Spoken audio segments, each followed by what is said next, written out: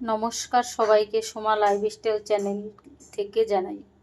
আমি আজকে সন্ধ্যার একটা স্ন্যাক্স নিয়ে চলে এসেছি। এটা আলুর চপ। আলুর চপ বানাতে লাগবে আলু, বেসন, আদা কুচি, একটু রসুন কুচি, ধনেপাতা, কাঁচা লঙ্কা। আর মশলার ভিতরে লাগবে তোমার এখানে জিরে আর ধনের এখানে গুঁড়ো করে রেখেছি, একটু রেড চিল্লি পাউডার, চিনি, লবণ, একটু হলুদ। দেখা যাক, আগে আমি মশলাগুলো আলুর মশলাটা করে নিই। এখন এবার আমি কড়াইটা চাপিয়ে দিয়েছি, এই আলুটা গ্রেট করে নিয়েছি গ্রেটারের সাহায্যে। এবার আলুটার পুর বানিয়ে নেব আমি।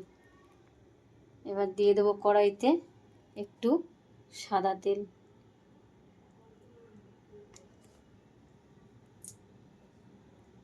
সাদা তেলটা একটু গরম হবে,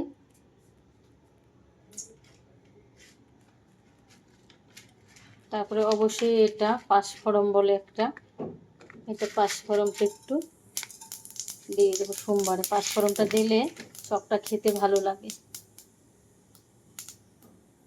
তারপরে দিয়ে দেবো এই গ্রেট করা আলুগুলো।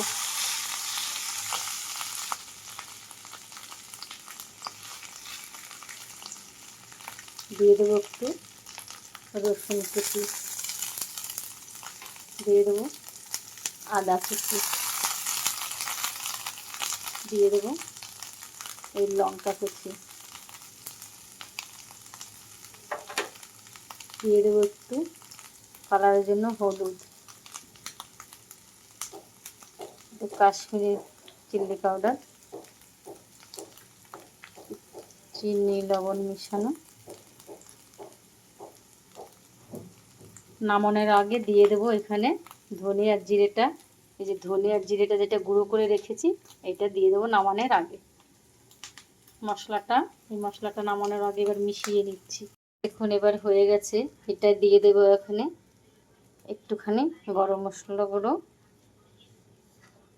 মশলা গুঁড়ো দিয়ে আর একটু এই ধনে পাতাগুলো দিয়ে একটুখানি মিশিয়ে নামিয়ে, তারপরে এই যে বেসনটা রেখেছিলাম, এই বেসনটাকে জলে গুলে নেব। দেখুন কত সুন্দর লাগছে কালারটা, গন্ধটাও খুব সুন্দর এসছে। এবার হাতে একটু তেল মেখে এটাকে চপের আকারে গোল গোল করে দিতে হবে, একটু চ্যাপটা চ্যাপটা। যে যেরকম পছন্দ করেন সে সেরকম আকারে এরকম দিয়ে নেবেন। এরকম আকারে দিয়ে রেখে দেবেন। আবার একটা করে দেখাচ্ছি আপনাদের যার যেরকম শেপ পছন্দ সে সেরকম শেপ দেবেন। বেশি মোটা করবেন না, বেশি পাতলা করবেন না, নাহলে ভালো লাগবে না খেতে। দেখুন, আর ব্যাটারটা আমি কীরকম গুলিয়েছি। তেলটা তো আগেই বসিয়ে দিচ্ছি কড়াইতে।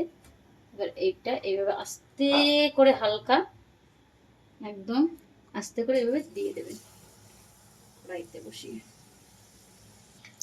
চলুন এবার সব করে এবার ভেজে নেব এইভাবে। এখন কত সুন্দর লাগছে, ফুলছে কত সুন্দর। এইভাবে সব কটা আমি ভেজে দেব।